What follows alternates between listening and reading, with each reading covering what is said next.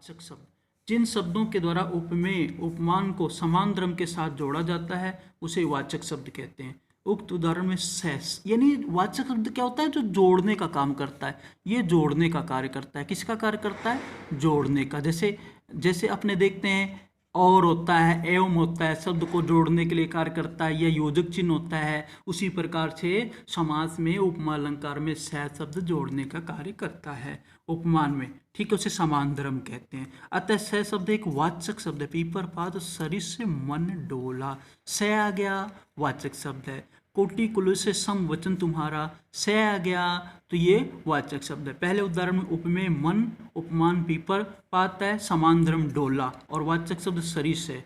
एक होता है इसके भी दो भाग होते हैं, पूर्ण उपमा जिसमें चारों अंग पूरे पाए जाएंगे उसे पूर्ण उपमा कहेंगे। उपमा के 4 अंग होते हैं, उस चारों के अंग अगर समान रूप में पाए जाएंगे तो उसे क्या कहेंगे? पूर्ण उपमा। जो पहला वाला उदाहरण है ना, पहले वाले उदाहरण में क्या है, सारा का सारा धर्म पाया गया, पीपर पास सरिस मंडोला कोटि कुल समवचन तुम्हारा।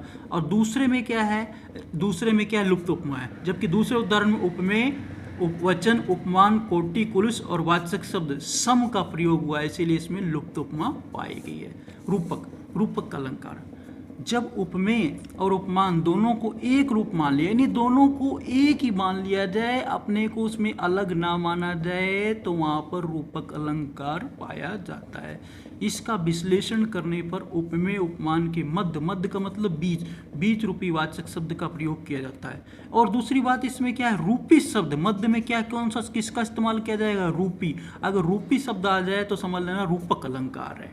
रूपी शब्द आ गया तो रूपक। अंबर रूपी पनघट, रूपी का मतलब उसका प्रकार। अंबर किसके समान है? पनघट के समान। तारा रूपी घट, तारा के समान घट। उषा रूपी नागरी,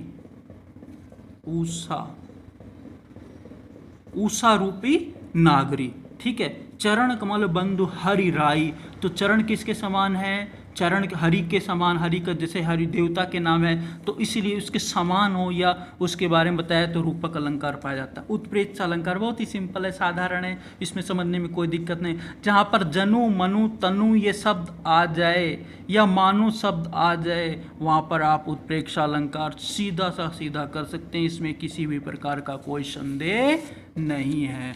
अब देखो, सोहत ओढ़े पीत पटे शाम सलोने गात, मानो आ गया ना, या मानो या मनो दोनों आ जाए तो इसमें उत्प्रेक्षा। मनो नीलमणि सेल पर आतप भरो प्रभात, पीतंबरधारी भगवान श्री कृष्ण के बारे में कहते हैं। कभी बिहारी संभावना व्यक्त कर रहे हैं, बिहारी दास जी कहते हैं संभावना प्रकट कर रहे हैं कि पीत पट ओढ़े कृष्ण ऐसे प्रतीत हो रहे मानो नीलमणि। भगवान श्री कृष्ण पीले वस्त्र को धारण कर रहा है, मानो नीलमणि के समान शोभायमान हो रहे हैं। पर्वत पर प्रातःकाल का आतप धूप, दूसरे में क्या है? पर्वत, आतप कहते हैं धूप को, कि पर्वत पे धूप क्या होती? शोभायमान है, अर्थात उसका वर्णन नहीं किया जा सकता है। इस प्रकार से ये कौन सा अलंकार हो गया? उपमा उत्प्रेक्षा अलंकार हो गया। अब अपने को 2 प्रश्न सभी को याद करने हैं, ध्यान रखना। एक तो यमक और श्लेष अलंकार में क्या अंतर होता है, इसको अपने याद करके करना है, कॉपी में भी लिखना है। और दूसरा प्रश्न है उपमा और रूपक अलंकार में अंतर है, इसको स्पष्ट करके लिखना है। इस प्रकार से अपने आज अलंकार किया, इसको अच्छी तरीके से पढ़ेंगे, अपनी कॉपी में लिखेंगे, अच्छी तरीके से याद करेंगे, समय का सदुपयोग करेंगे, और आगे आपको और भी नए टॉपिक के साथ फिर हाजिर होंगे। तब तक के लिए सभी विद्यार्थियों को अपने क्या करें, अध्ययन में ध्यान दें। धन्यवाद।